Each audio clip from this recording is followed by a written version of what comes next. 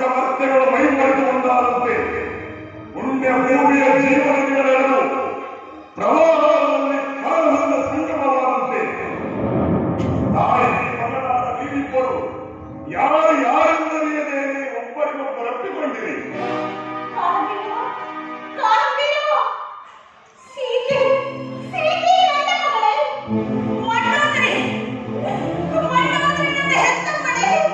ಕರ್ಮ ಕಳೆಯವರೆಗೂ ಮರ್ಮವನ್ನು ತಿಳಿಸಬಾರದೆಂದು ಸುಮ್ಮನಿದ್ದೆ.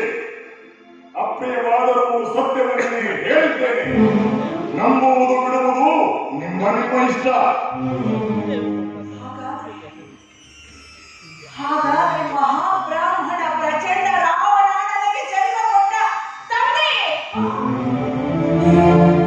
ಅಯ್ಯಯ್ಯೋ, ಕೈ ತಟ್ಟಿ ಕೇಕೆ ಹಾಕಿ ನಗೆಯಾಡುವ ನೀಚನ ಮನೆಯಲ್ಲಿ ನಾನು ಹುಟ್ಟಿದ್ದೀನಿ.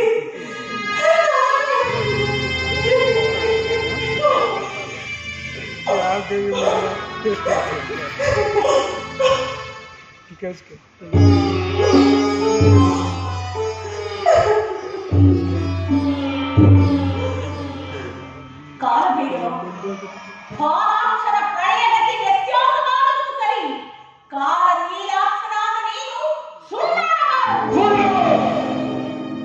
ಮಹಾರಾಣಿ, ಸುಳ್ಳು ನಿಜವೋ ನೀನೇ